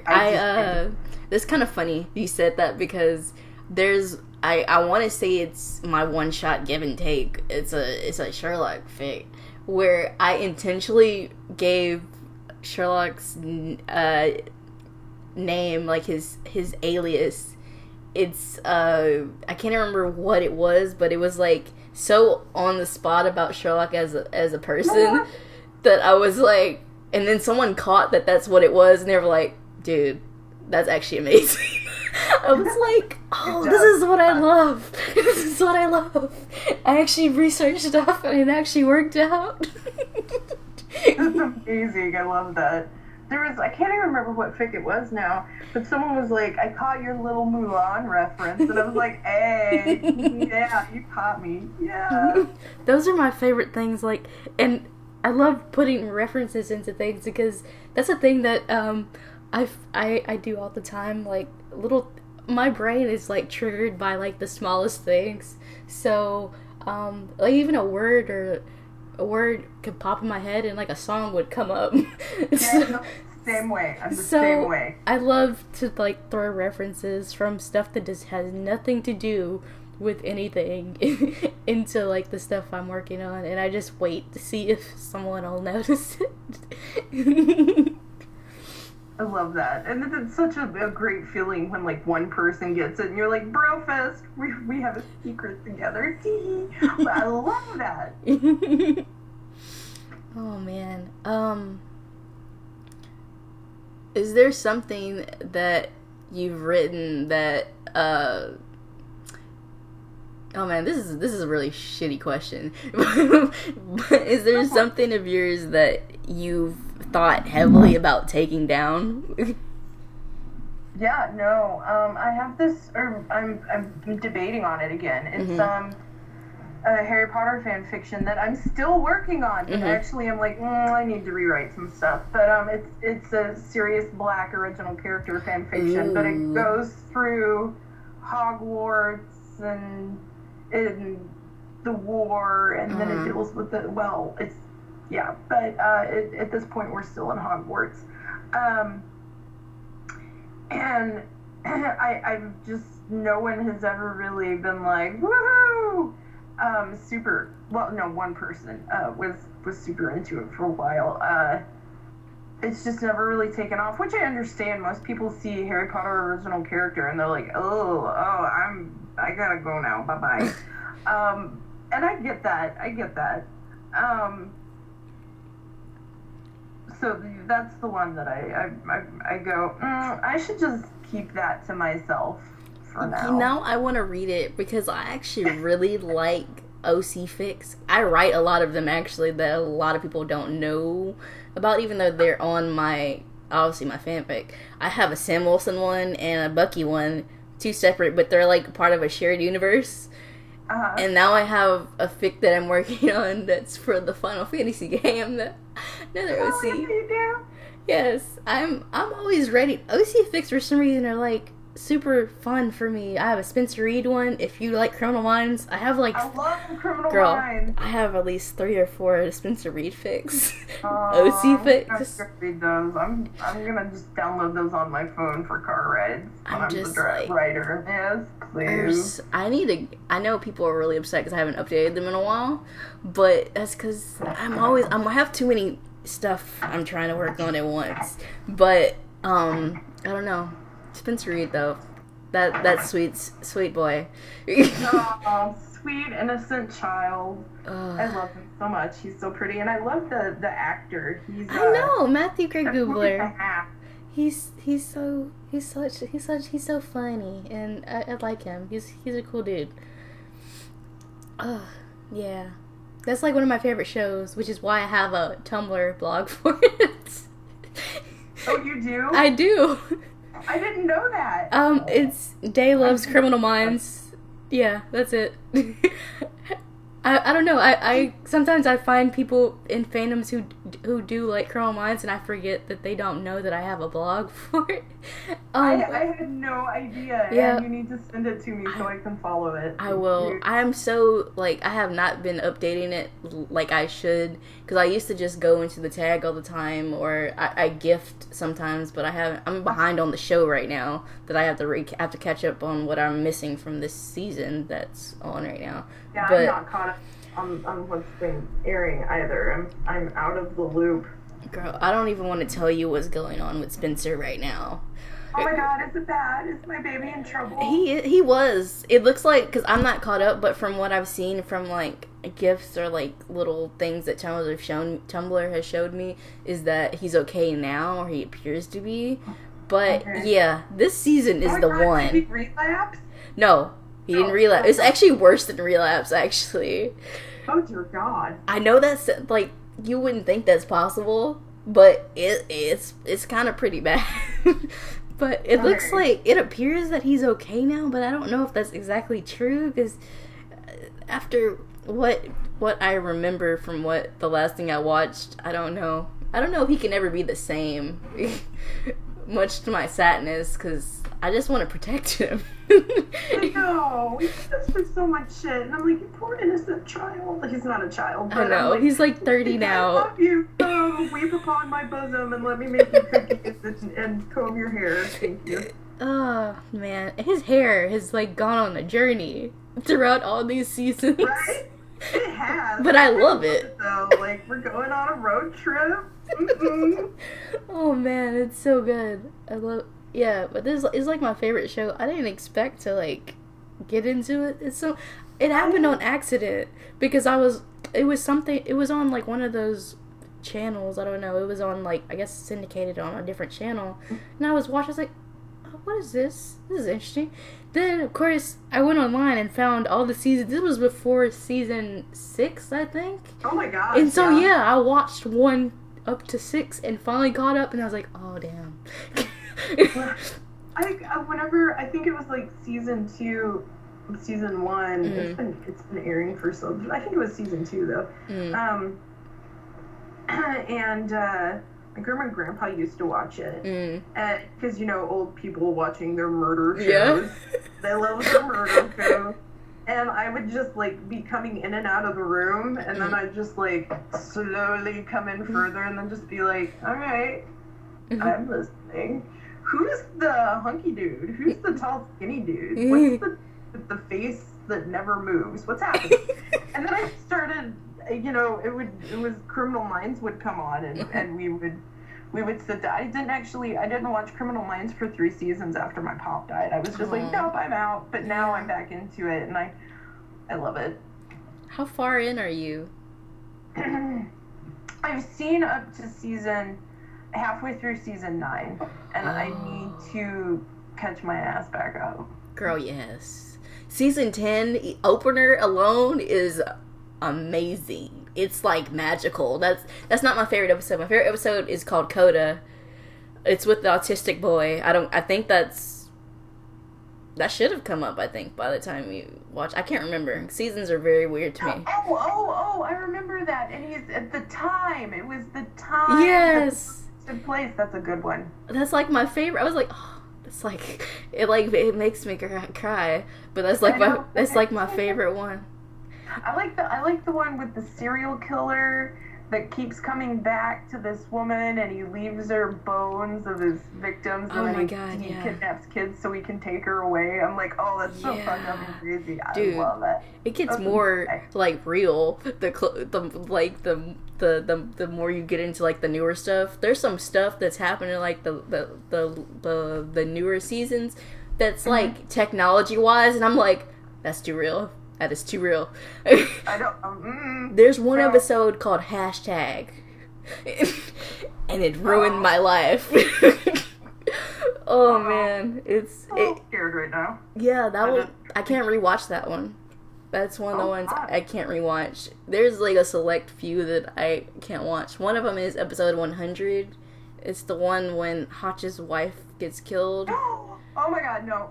And that one his little boy Jack has to hide. No. Breaks my heart every time. But sometimes I torture myself when it's on like Ion or something, and I actually watch that episode when it comes on. I'm like, I can't. I shouldn't be doing this. Why am I watching this? Yeah, I do that. It's just, I don't know. I don't know. It's just my favorite show too. Like one of my favorite shows.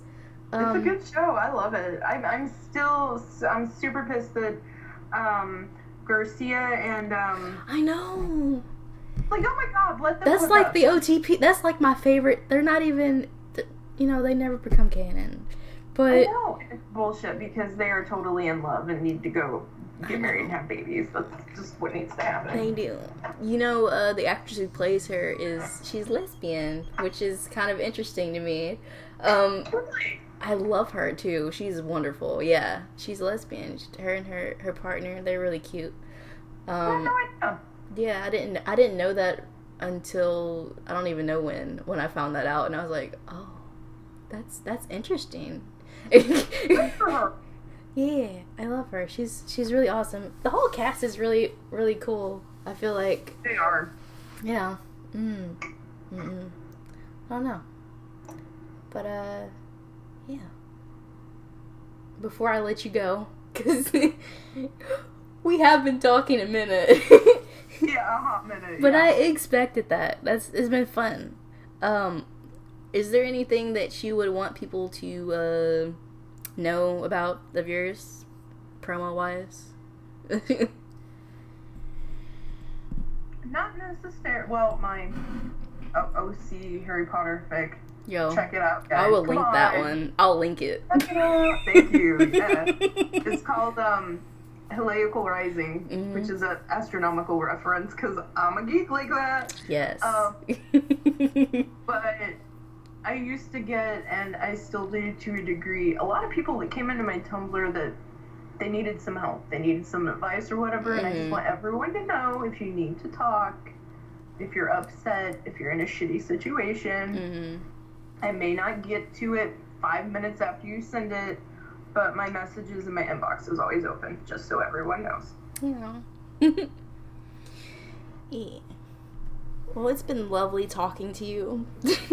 I've deeply enjoyed it. We need to do this again. Of course. Right? Yes. That'll be so much fun. Yeah. Yeah. That was a pretty fun episode, huh?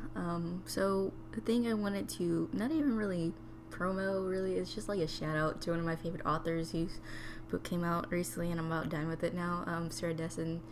It's called Once and For All, I believe. It's, if you're not a fan of YA, it's not gonna be your jam, but I'm thoroughly enjoying it at the current moment. So I think that, among the other sci-fi stuff that Broomy mentioned in the or fantasy sci-fi that Broomy mentioned in this episode, you should definitely check those out. And yeah, I will see you guys in a couple weeks with the next one. Hope you all have an awesome day, and I will see you guys next time. Not see you, you'll hear me next time. Anyway, bye guys.